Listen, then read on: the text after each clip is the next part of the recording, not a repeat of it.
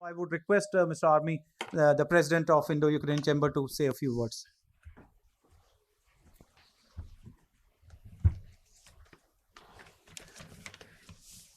Excellencies, honorable speakers on panel, and distinguished guests. I would take this opportunity to welcome His Excellency Dr. Alexander Polishchuk and give our regards and best wishes for his tenure. We are also positive that under your guidance, Indo-Ukraine relation will touch an unprecedented height and in the near future. My salute to the one brave, courageous, and defiant person without whom this event might not be possible. His Excellency, the President of Ukraine, Mr. Volodymyr Zelensky. His iconic statement of defiance and grit, "The fight is here, I need ammunition, not a right," was catapulted him to history as one of the greatest war leaders of all time. He showed what it needs to be a David in front of a Goliath, and we all know how that ends.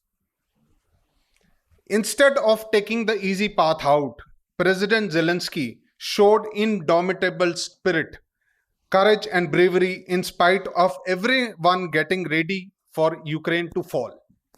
He led from the front in not fearing the assassin squad sent to eliminate him and his family.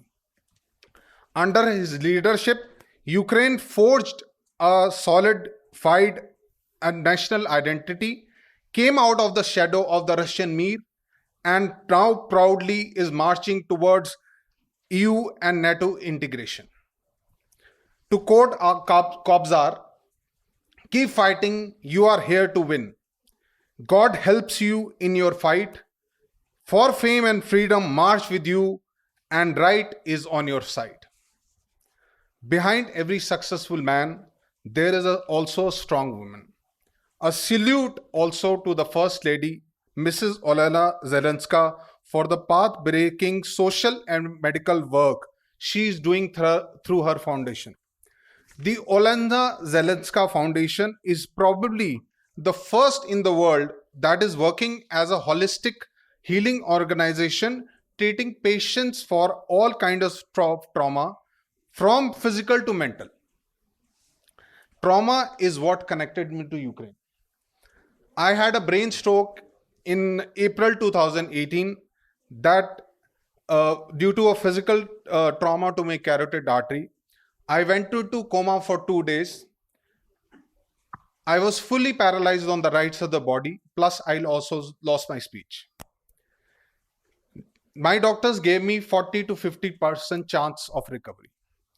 But thanks to miracle combined with my wife's extraordinary care, I recovered, and in standing and speaking in front of you.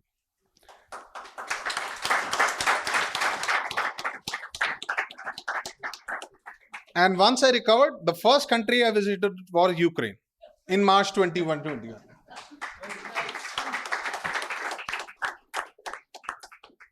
To give you an idea of my blessing in numbers, out of 8.1 billion people on earth, only 0.17% will have a brain stroke, severe brain trauma. And just 5% of those traumatized person will recover 95% to function normally in a life. So I'm hugely blessed by God. Ukraine as a country is suffering a lot of trauma due to war. Trauma changes you permanently. You can either choose to be kind, humble, generous, and giver, or you can be bitter, cruel, nasty, and a taker. And what I find really inspiring is both the President and the First Lady are leading by example to gently make the country's people kinder and a better society to integrate with the democratic value of Europe. Kudos to them both. And kudos to the Ukrainian people. They inspire and motivate me to improve every moment in my life.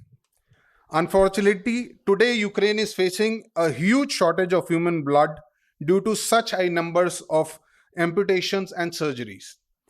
I feel Indian by heart, Ukrainian by soul, and plan to travel every month and hereby pledge to donate whole blood every 120 days and blood plasma every month in my visit to Ukraine.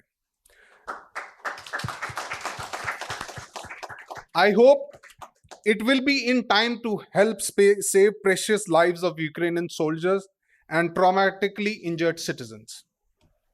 Now coming to the business side of things, Indo-Ukraine bilateral business pre-war amounted to US $3.75 billion. India has 63 million and small and medium enterprises. Ukraine has around 200,000. So we aim to help the interested Indian companies to set up their operations in Ukraine and vice versa trade between the two countries. Agro product is 20% of Ukraine's total export to India. It is called the bread basket of Europe. For every 100 liters of sunflower oil imported into India, 78 liters was imported from Ukraine. So when you buy the next bottle, which is Adani, you should know that it is imported from Ukraine. There are immense opportunities for Indian companies in agro processing and storage.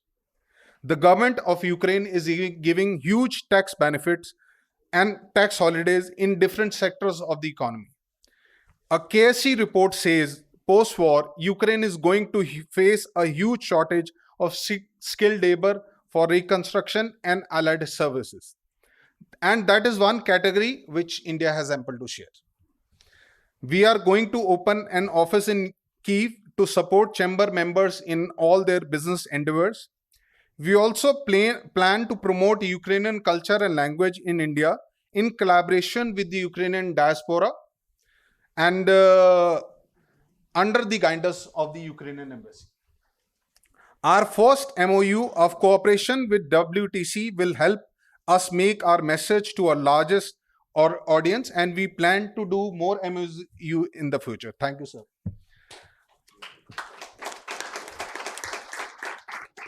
Ukraine is about to experience a gold rush, unprecedented in the post-World War II era. The potential of Ukraine is unimaginable. IUCCI and I will leave no stone unturned to support, achieve Ukraine its maximum potential, and then some more. My special gratitude to my dear friend, the Honorable CDA, Mr. Ivan Konovalov, without whom the formation of IUCCI was not possible. Without much ado, I would conclude because the dinner is ready, and with some more words of Kobzar. And in the great new family, the family of the free, with softly spoken kindly words, remember also me. Jai Hind, Slava Ukraini.